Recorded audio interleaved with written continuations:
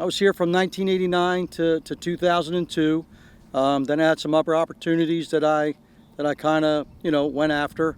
Then I got hired at Rowan University as a part-time assistant, and then I got full-time hired there in 2008.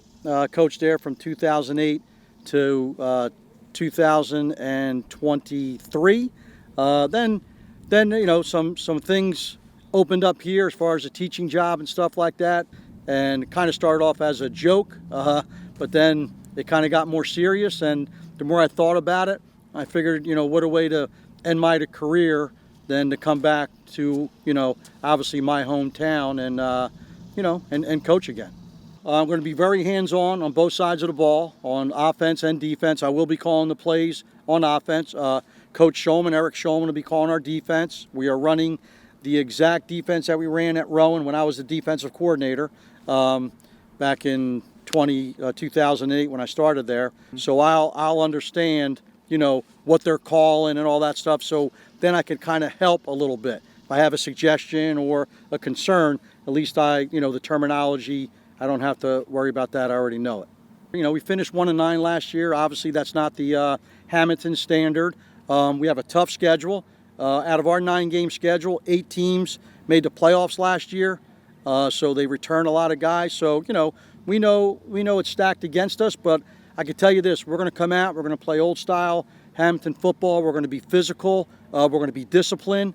Defensively, we're going to keep the game in front of us, try to eliminate big plays. That was always my philosophy as a defensive coordinator. So, I just want to, get more physical, get the kids tougher, and just do everything the right way, and the kids have done an outstanding job. It started once I took over in January, being outside with the kids and all that stuff, and talking to them. So they're heading in the right direction. The one thing, and it's an old adage, is football prepares you for life. You know what I mean? You're gonna face tough times. Everything's not going to go smooth. You watch any level, there's going to be a bump in the road. But that separates the really good teams from being 1-9. You're going to face adversity at some time, no matter on the football field, in the classroom, or in life, and it's how you handle that adversity. Okay, you can just kind of crawl up in a shell and say, "Oh, woe is me," or you can just roll your sleeves up and let's get down and dirty and let's figure it out. And that's all. Just move on to the next play, explain what our mistakes were, and kind of move on from there. You can't dwell on what you did in the past, whether it's good or bad.